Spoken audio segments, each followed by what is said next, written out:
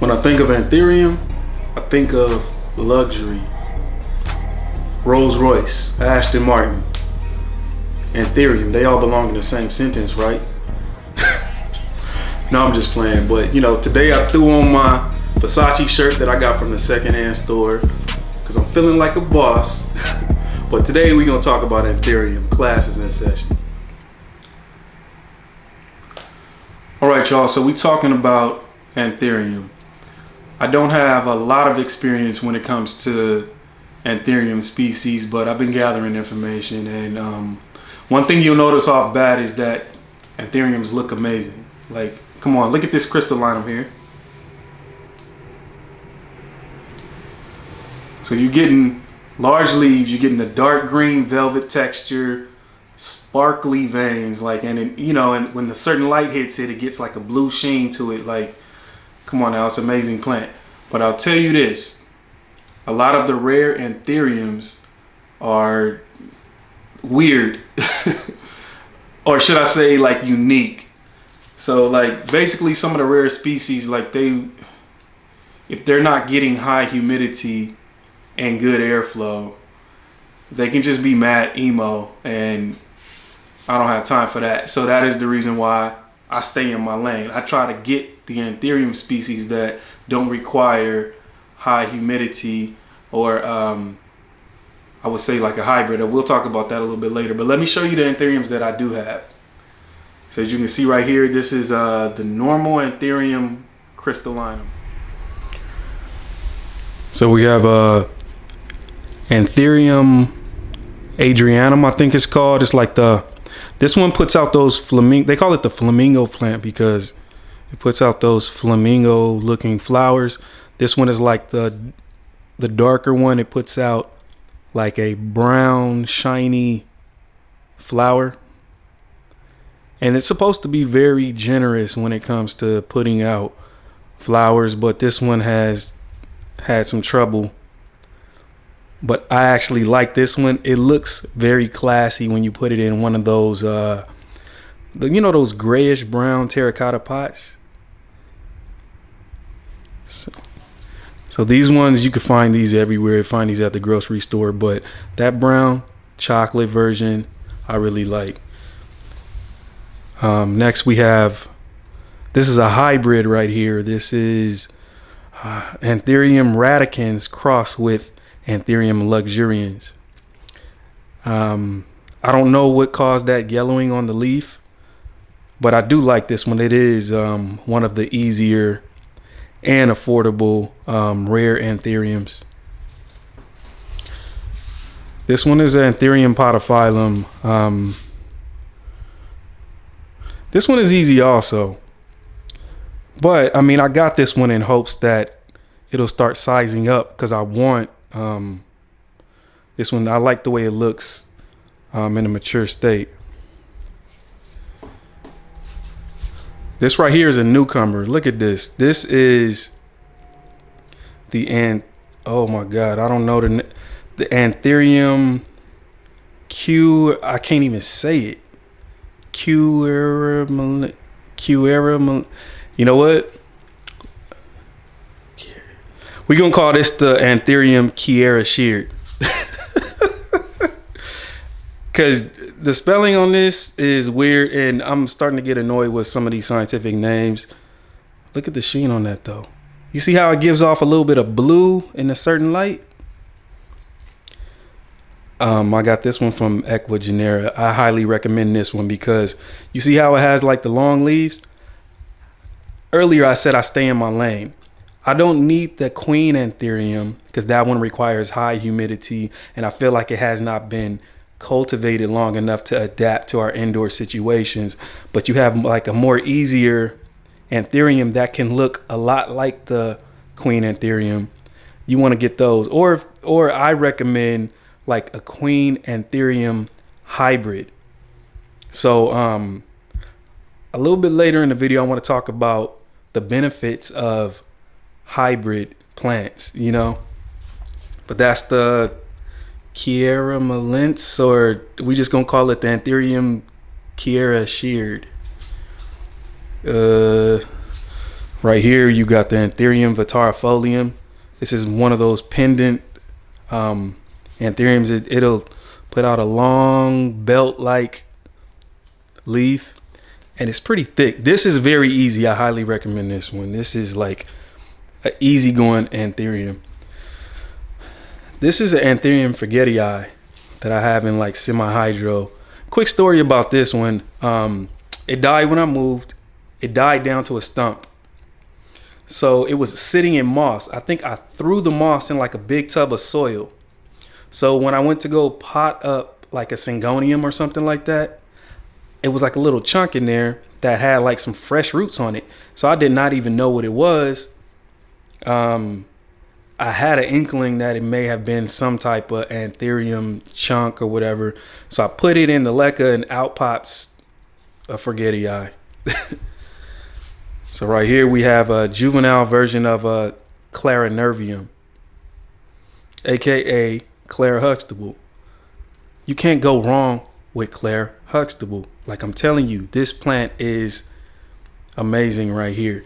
Like when it gets mature, I had one last year. I had a huge one last year and I sold it. So I had to go ahead and get another one. And let me tell you the benefits of getting like a seedling. So I bought this as a seedling, maybe from an Etsy seller or something like that. So when I was cleaning off the roots to put it in semi-hydro, the roots had like little, like more seeds stuck to the roots. So this one started to grow up, and the seed that was stuck to the roots like popped out. Like there it is right there. It just popped out with a leaf. So I may have one or possibly two more Anthurium Clarinervium. All right. Now we got a big boy right here. This is a hybrid also. This is Anthurium crystallinum crossed with magnificum.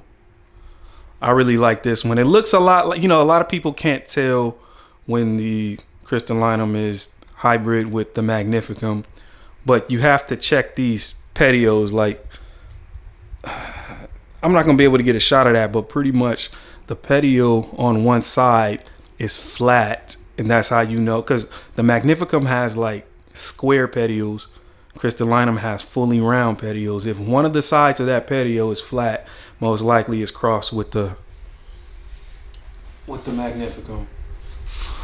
But that's a bomb leaf right there. Like, look at this.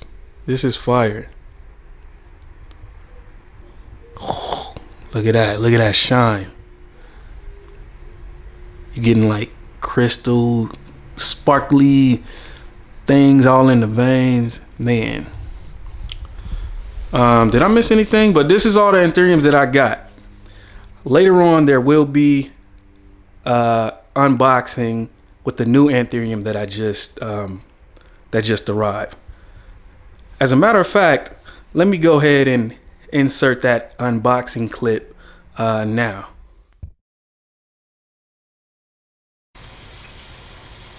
Okay, y'all, this is an unboxing from Ecuagenera. I think this is the Ecuagenera in Ecuador. This box just arrived at 7 p.m. UPS brought this up to my door at 7 p.m. Like, luckily I didn't work today, but they shipped this UPS 3-day select. So once I got the notification that it was shipped, it arrived pretty quick. So I think it was 3 days. So let's get into this. Like, I don't normally like unboxings. Like, I don't want my emotions played with, okay? But yeah, we're gonna get into this. I already know what the deal is. I know what's in here. I just want it to look great. So Ecuagenera unboxing. Y'all gonna find out what it is. All right.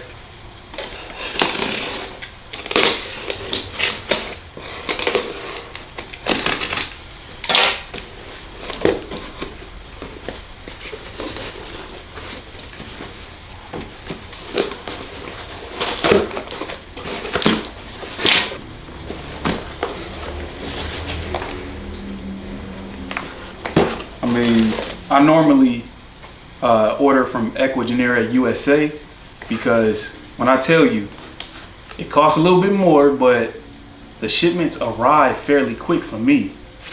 So that's what I normally do. But this one, I wanted this one, and then I don't know, I guess I was being cheap. So you got all this paper, and here you go.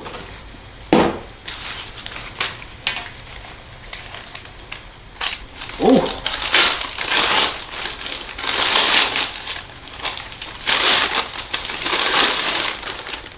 Why they give me in all this? Ugh.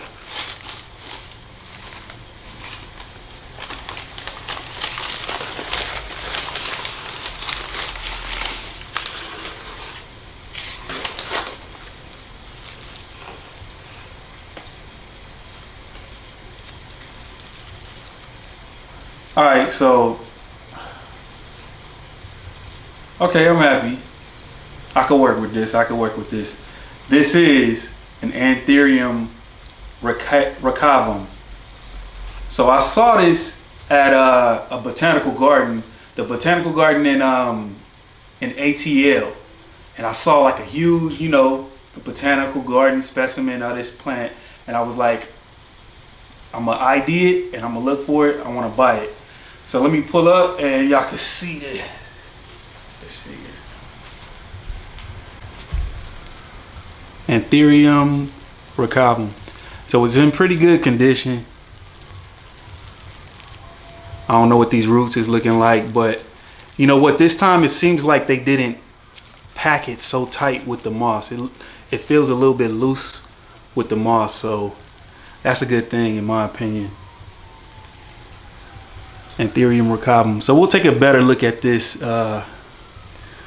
later on, but I'm gonna have to rehab it. I'm gonna sit it in some distilled water. If y'all got any tips on how to rehab like imports, let me know, because I don't have the best experience when it comes to that.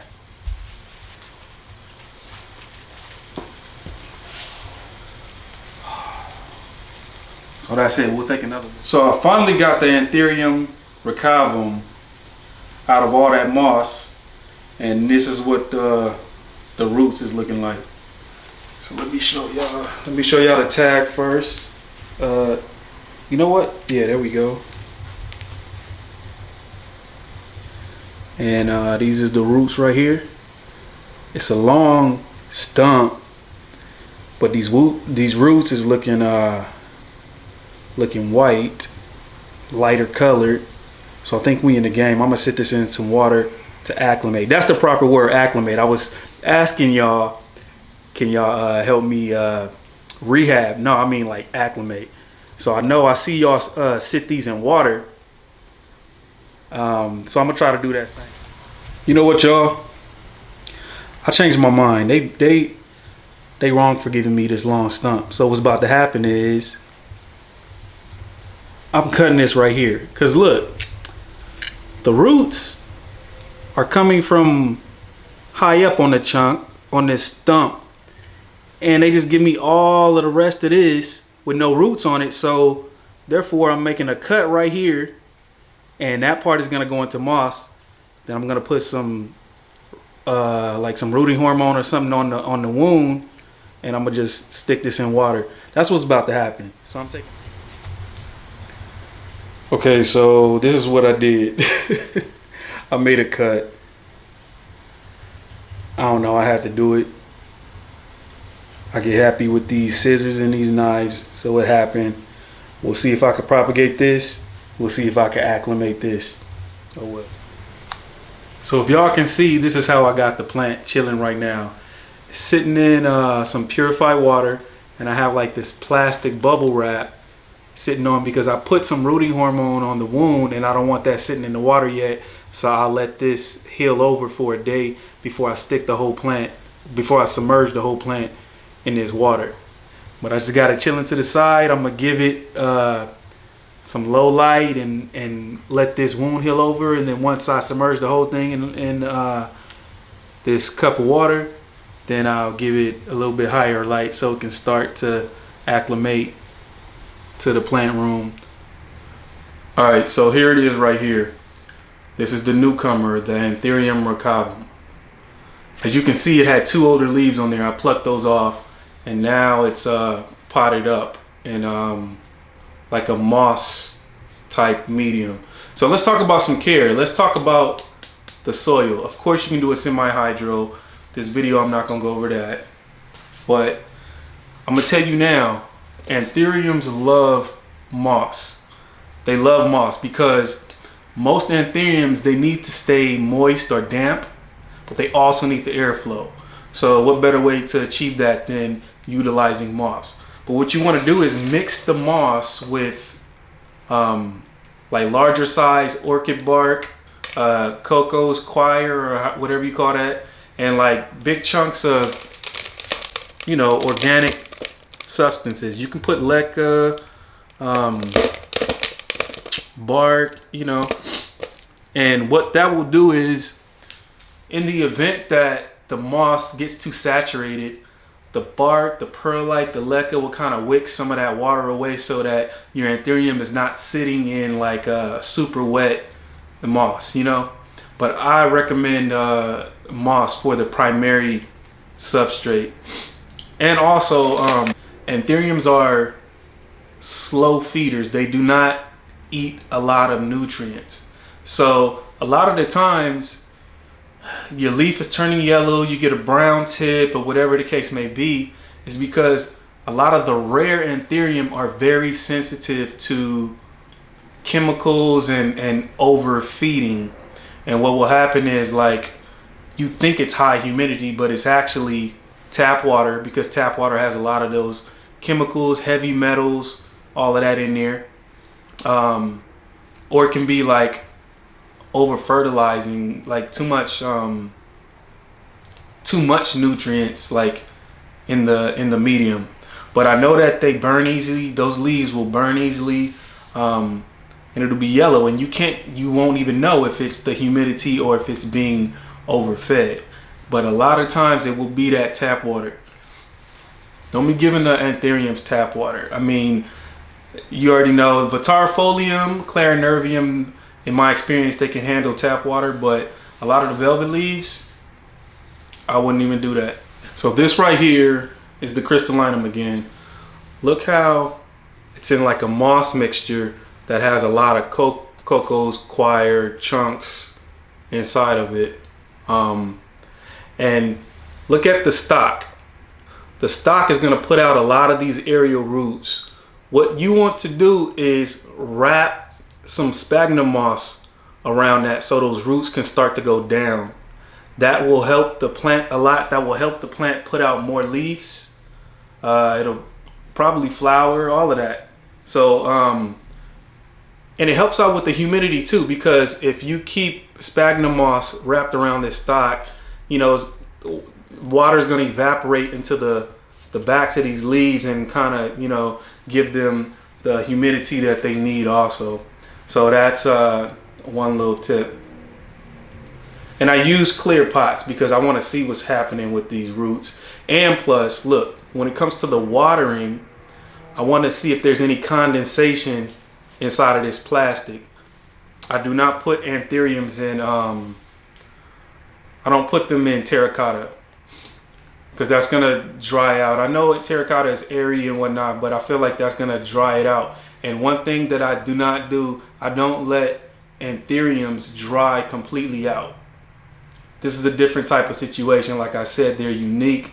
And, you know, some of these Anthuriums you spend a gigantic coin on. So I'm not about to, you know, dry it out and have damaged leaves. Because look, these leaves are so ornate and beautiful that it looks so dramatic when they turn yellow and they get the spots and the crispy tips and all of that kind of stuff. Like, it looks awful.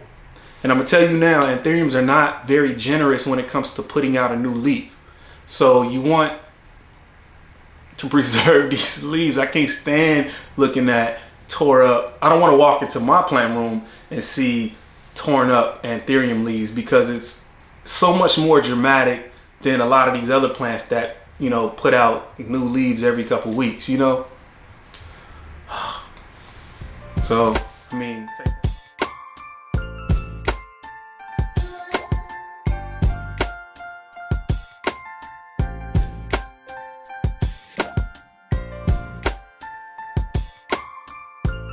Okay, so when it comes to watering, I already mentioned that I do not let the anthuriums dry out.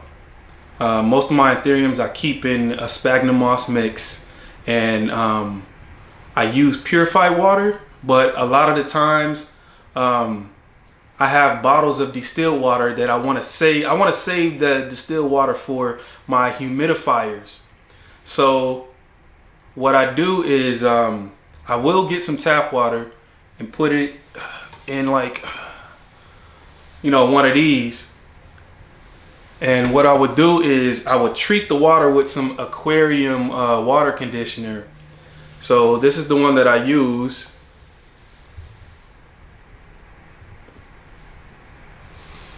And I'm used to working with this stuff. I've been using this for a lot of years because I used to do like aquascapes and vivariums, and mostly I use this for like the aquariums that I used to have. I would say that. But for many years I've been using this. And what this does, this particular API tap water, this dechlorinates the water, and it actually takes the chloramines. Like, if you don't know, your city, a lot of the major cities don't use chlorine anymore. They use chloramines. And chloramines, you can't just let that water sit out and evaporate. Chloramines will stay in your water for 14 days, possibly more, and you can't boil the water to get chloramines out. This gets the chloramine out. This also gets out like the heavy metals that are in the water, because it's like, if you don't know, like copper, a lot of people got copper pipes and all of that. So a lot of these heavy metals leach into your water supply, and this removes it. So what I would do is I got a little dropper. I would take some of that, and for like a gallon water can, just 2 drops. That's it, 2 drops, and stir it. Because what will happen is when you stir water, it kind of puts oxygen into the water. And that oxygen is going to work with this stuff, and it's going to remove the chloramines, the chlorine. If you have that, it's going to remove it. It's going to remove all those heavy metals. So I found out this has been working well when I water my anthuriums. Before, I wasn't treating the water. I was using tap water on the crystallinums and stuff, and they were just getting yellow leaves. It was getting yellow tips. Whatever was in that water was burning the plant. Because during that time, I know I had my crystallinums in 70% humidity. So they were still getting yellow leaves and all of that. So once I started using this, the yellowing and the brown tips kind of ceased. So try this out. Try this out if you don't want to use purified water, if you don't want to use up all of your, or if you just want to use tap water, it doesn't take long to just put a couple drops, stir it up, you good. So I'm going to try to quickly explain hybridization. Pretty much when you take one anthurium and you pollinate another species of anthurium, then you make a hybrid. The benefit of hybrids is the offspring becomes stronger. Normally, when you introduce new DNA to a species, it gives the seedlings an open window to have a quick adaptation to a new environment. So when you have like this anthurium, this is a basic anthurium. It's been crossed with so many different types of anthurium that look like this. They've crossed it with so many things so it can get different color flowers and all of that. This plant has become very adapted to our city conditions, our indoor conditions, because it's been tissue cultured, it's been hybridized, everything. A lot of the food that we eat, a lot of the vegetables and fruits that we eat, they're able to produce more crops and all of that because of hybridization. So introduction of new DNA gives a plant an open window to adapt a lot quicker.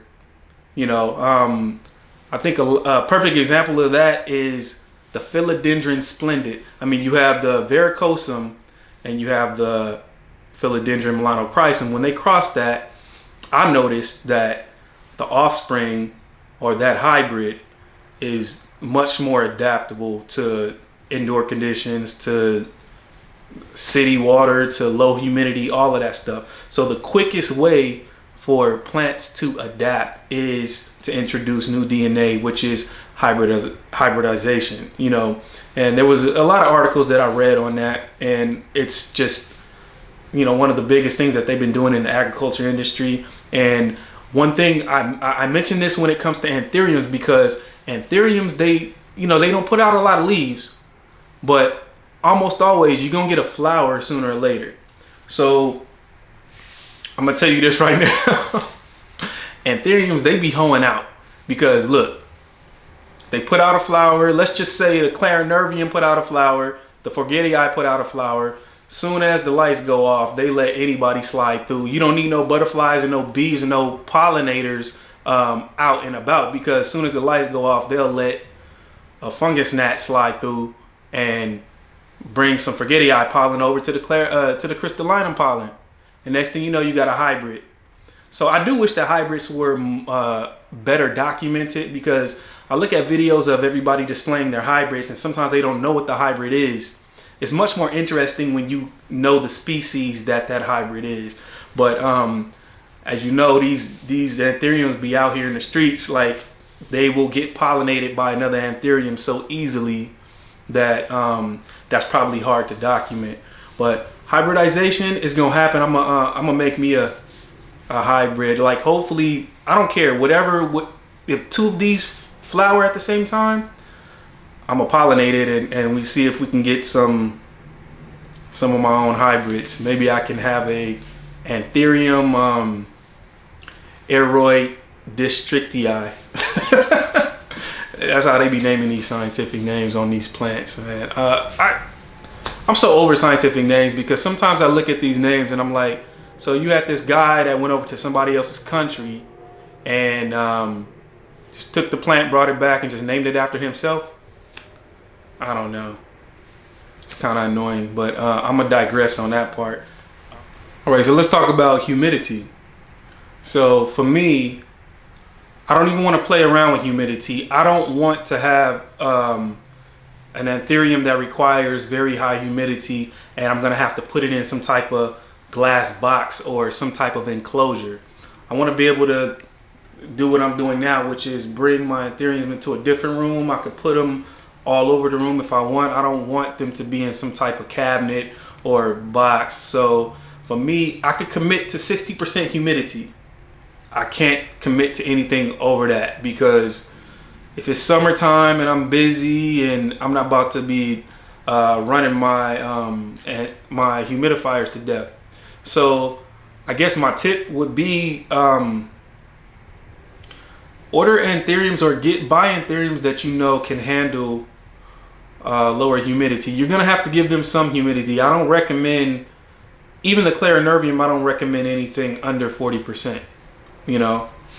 So think twice before you buy a lot of these rare anthurium, and you know you don't have a hydrometer, which is the little device that tells you what percentage the humidity is at. Like, think twice before you buy one if you don't even have one of those.